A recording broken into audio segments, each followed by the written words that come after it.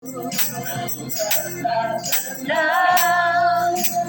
hatiku, kau benahi jalanku, hidupku.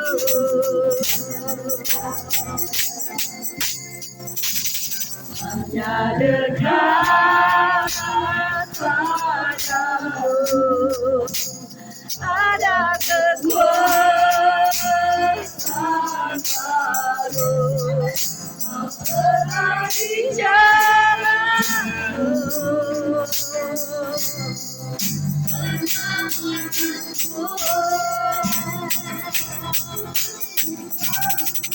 Ku ingin selalu bersekutu denganmu, menikmati hadiratmu, biarkan kamu tinggal dalam hidupku. Ku bisa bersamamu selamanya.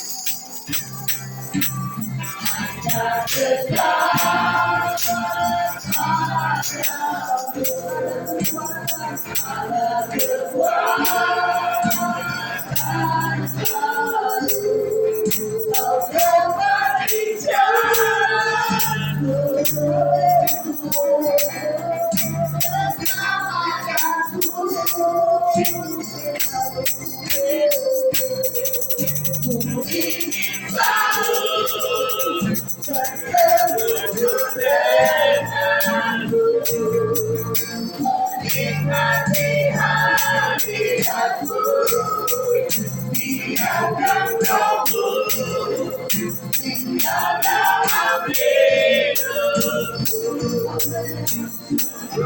bisa bersamamu, ku bisa bersamamu,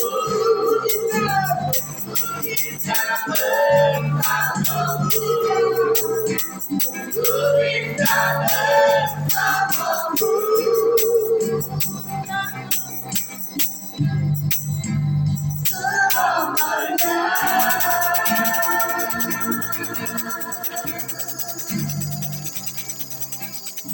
Pujian hormat kemuliaan bagi Tuhan itu saja.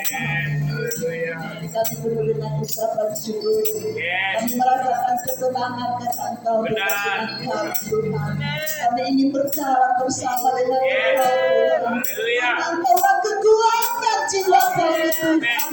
Engkaulah kekuatan tubuh kami Tuhan. Kami mau berjalan bersama dengan Engkau Tuhan. Kami butuh kuasa-Mu Tuhan. Kami butuh firman-Mu Tuhan. Kami butuh Roh-Mu Tuhan. Selalu menuntun hidup kami Tuhan. Untuk kami tetap berada dalam kebenaran firman-Mu Tuhan. Supaya kami tidak jatuh sampai tergeletak. Sebab tangan Tuhan menopang kehidupan kami Tuhan. Engkau mengangkat kami yang sudah jatuh. Engkau memperbaiki hidup kami yang sudah rusak sekalipun Tuhan. Kami bersyukur kami punya Allah yang hidup. Allah yang tidak pernah meninggalkan kami sedetik pun.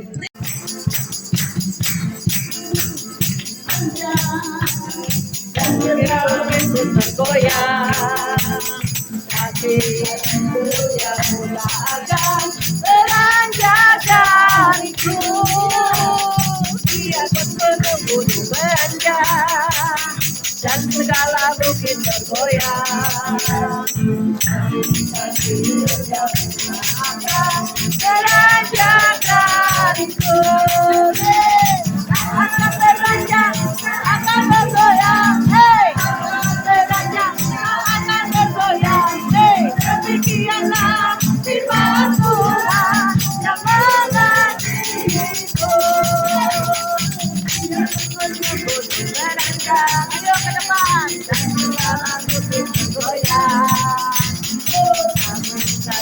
Setiap usaha akan beranjak dariku. Biar sungguh-sungguh untuk beranjak dan segala begitu goyang. Namun pasti setiap usaha akan beranjak dariku. Beranjak, bergoyang, akan beranjak, akan bergoyang.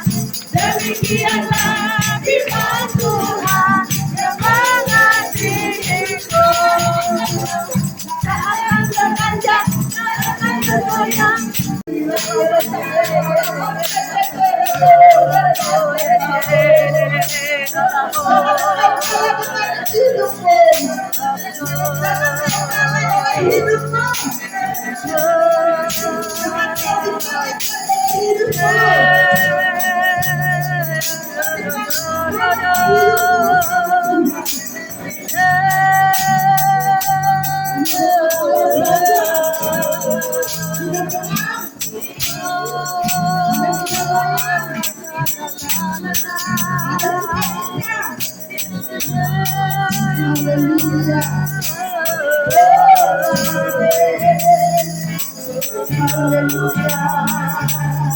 Ya Tuhan, terima kasih kami mengucap syukur di hari kedua ini. Kami di pagi hari boleh berkumpul. Satu sukacita bagi kami untuk memuji memuliakan nama-Mu. Sebentar kami mau belajar firman-Mu.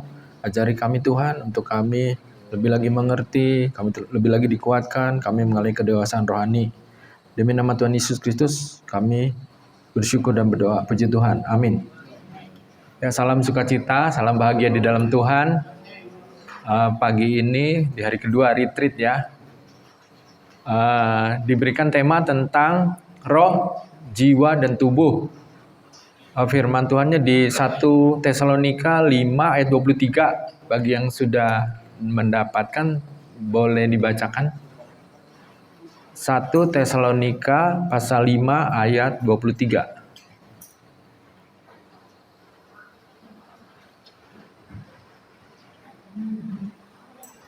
Semoga Allah damai sejahtera menguduskan kamu seluruhnya, dan semoga roh, jiwa, dan tubuh terpelihara sempurna dengan tak bercacat pada kedatangan Yesus Kristus Tuhan kita. Amin. Ya, puji nama Tuhan. Kita sama-sama belajar firman Tuhan, karena belajar itu seumur hidup ya, sampai kita menutup mata. Nah, di situ di 1 Tesalonika 5 ayat 23 bahwa manusia itu terdiri dari 3 bagian. Trikotomi itu roh, jiwa, dan tubuh. Nah, dari ketiga ini yang benar itu harus roh yang menguasai, roh yang mengepalai terhadap jiwa dan tubuh. Ya. Jadi waktu di kitab Kejadian, waktu penciptaan manusia pertama, waktu Adam diciptakan, kan Adam diciptakan dari debu tanah. Nah, dari debu tanah itu Tuhan jadikan tubuh jasmani ini yang kita bisa pegang dan lihat. Lalu Tuhan menghembuskan nafas kehidupan kepada Adam. Jadi ada roh dan jiwa di situ. Di pribadi manusia itu. Setelah itu kan Tuhan ciptakan Hawa dari tulang rusuknya Adam. Setelah itu kan keturunan sampai kita nih ayah ibu anak. Bertemunya sel sperma dari pria dan sel telur dari seorang ibu lahirkan anak. Nah, sejak ketemu itu udah ada roh manusia di situ. Nah, terus dari ketiga bagian itu, roh, jiwa, dan tubuh ini ada terkait satu dengan yang lain. Satu dengan yang lain itu ada kaitannya. Nah, ini bicara roh dulu ya. Roh ini diciptakan Tuhan supaya manusia itu ada relasi dengan Tuhan.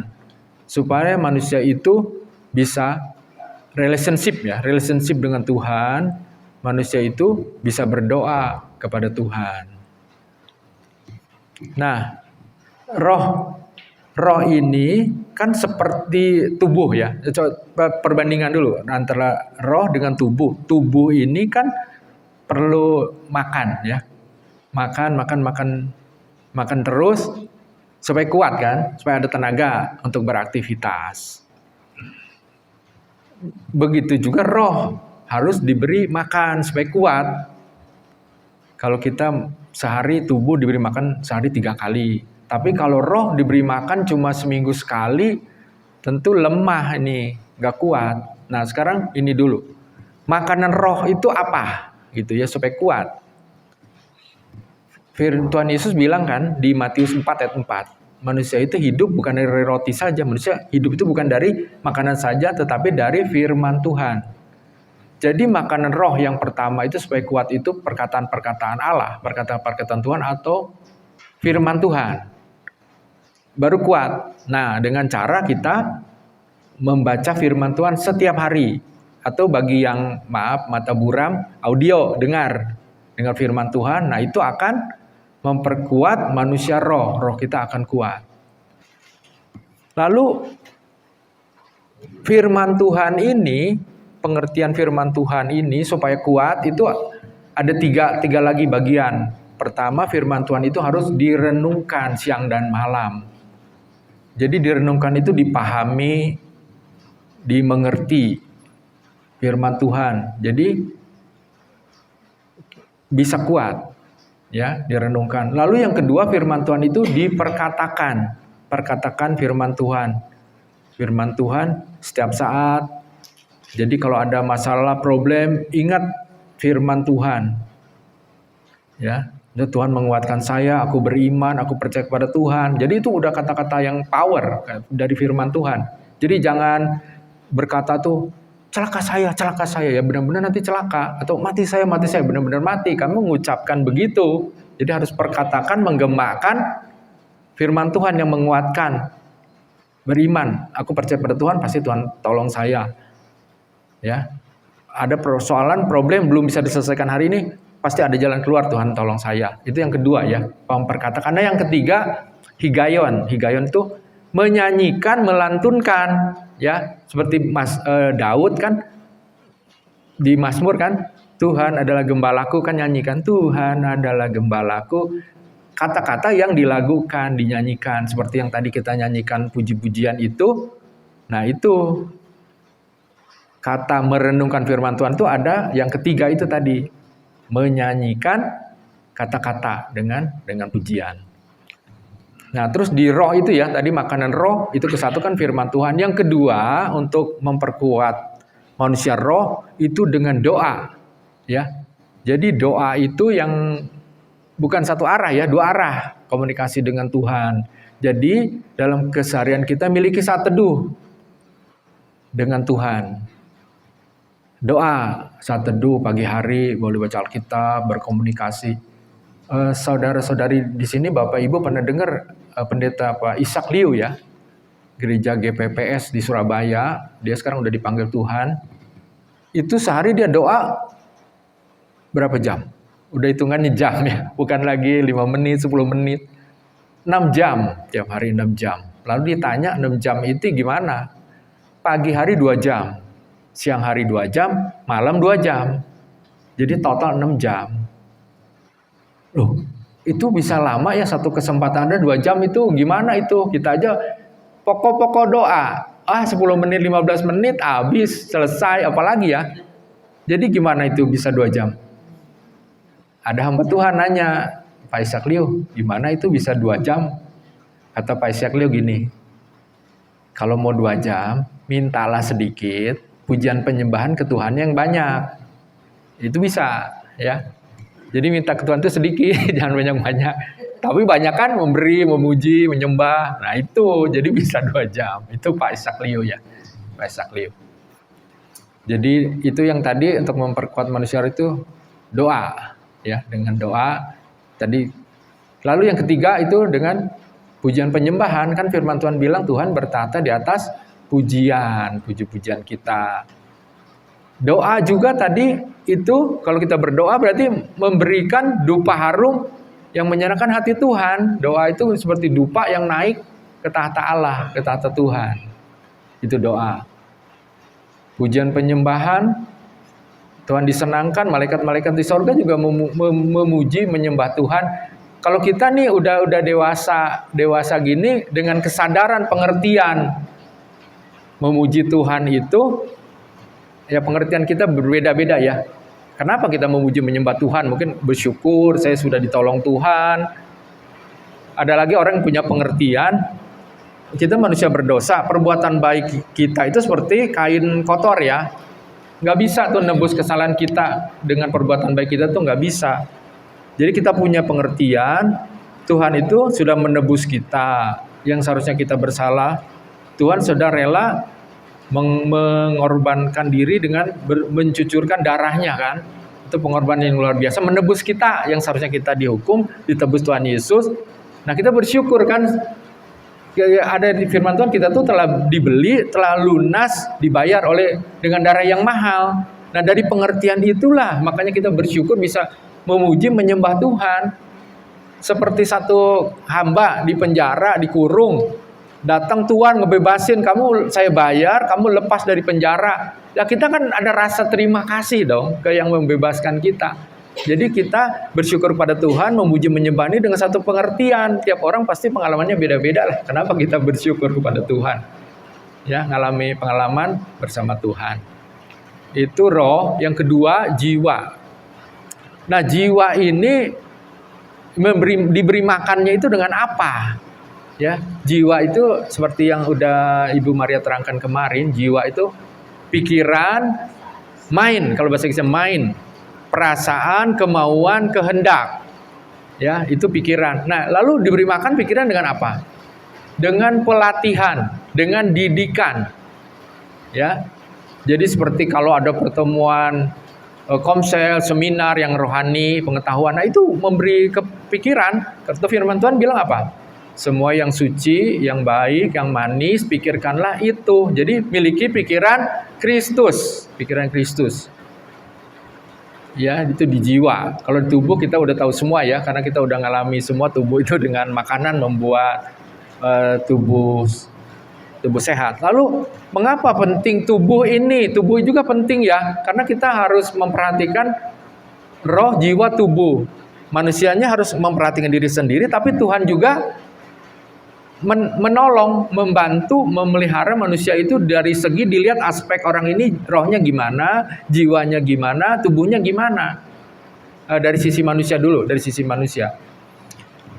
Misalnya kita nih dikasih umur udah segini nih, kita kan nggak tahu umur kapan dipanggil Tuhan ya. Tuhan kan punya catatan lah, antrian. Kamu dipanggil 10 tahun kemudian, kita pun nggak tahu berapa lama. Dari 10 tahun kemudian kan dalam 10 tahun itu kita ngisi kan dengan melayani, berbuat kebaikan, menyenangkan hati Tuhan, dengan pelayanan segala. Tapi karena kita nggak jaga tubuh dengan makanan ya tidak sehat lah ya, karena kebiasaan makanan, banyak sakit penyakit itu kan yang tidak boleh kita makan jadi makan, akibatnya misal kolesterol gitu kan.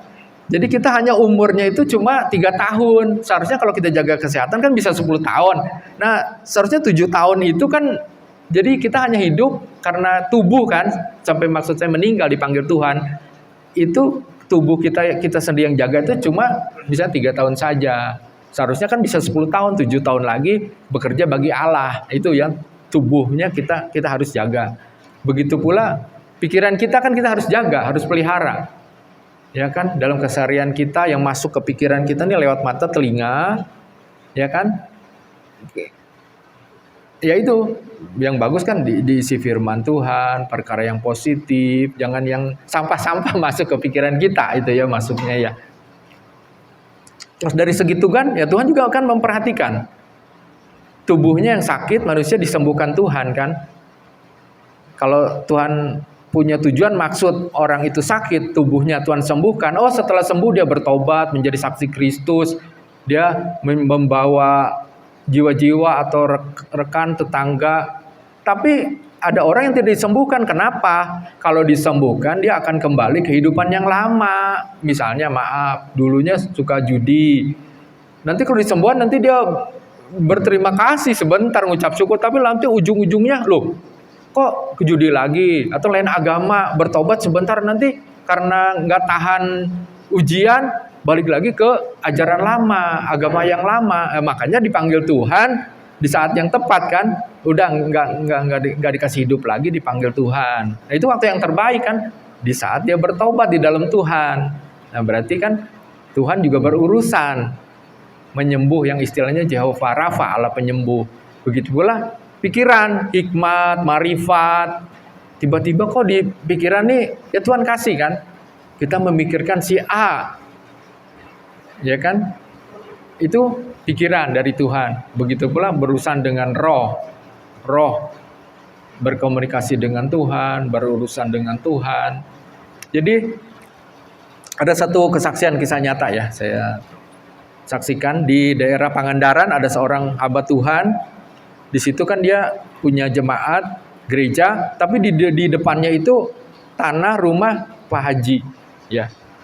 Jadi kalau jemaat masuk mau beribadah kan lewat tanahnya Pak Haji itu kan, masuk. Lama-lama karena Pak Hajinya tidak senang, dipagerin. Jadi kalau masuk situ buka pintu, pagar, sambil mau masang muka Gajah Mada. Pernah lihat foto Gajah Mada? Wah, gak senang muka Gajah Mada gitu. Terus hamba Tuhan, ada satu hamba Tuhan diundang khotbah ke situ, di setel musik dangdut keras-keras. Tuhan baik, dangdut musik sambil nyanyi kan, bergerakan Tuhan luar biasa. Dangdut. Waduh, ini keganggu khotbah ini, kok khotbah sambil ada musik keras, corongnya kesiniin kan. Keganggu. Waduh, gimana nih ya? Jemaat udah datang juga lewat pagar, ini apa? Ini khotbah musik disetel musik dangdut keras-keras. Akhirnya gimana? Udah kita hamba Tuhan berdoa. Ya, berdoa kepada Tuhan. Doa, ada yang puasa kan. Gimana ini tanah? Wah, dari doa nih, udah gitu, kalau gitu kita beli tanah ini kan. Nah, kita beli kan, udah aman lah. Bapaknya pindah, kita bisa ibadah. Tapi bapak ini tidak mau jual tanahnya. Sengaja dia pasang berapa harganya, kasih tinggi-tinggi harganya. Harga tanah ini dipasang tarif tinggi supaya tidak dibeli kan. Nah, doa. Nah, satu kali Tuhan jawab doa. Doanya begini, jawaban doa Tuhan. Istrinya bapak ini mendapat mimpi. Jadi mimpinya itu didatangi kakek berjanggut putih, ngejar-ngejar istrinya. Istrinya takut, mau dicekek oleh si kakek ini. Terus si kakek ini ngomong, kamu jual itu tanah kamu ya ke pendeta itu. Waduh, langsung istrinya kan kebangun mimpi itu, langsung panggil suaminya, Pak, jual tanah ini, segera kasih ke pendeta itu, jual. Ya. Saya udah dicekek mau mati, dimimpiin. Itu baru sekali loh. Nanti kalau dimimpiin 2-3 kali gimana tiap malam dimimpiin itu. Jadi si bapak itu datang ke pendeta, Pak, saya mau jual tanah saya. Kenapa kamu mau jual? Dulu kan kamu harga tinggi, nggak mau jual. Diceritain lah mimpi itu. Jadi si bapak pendetanya tahu, sebabnya gitu, diceritain mimpinya.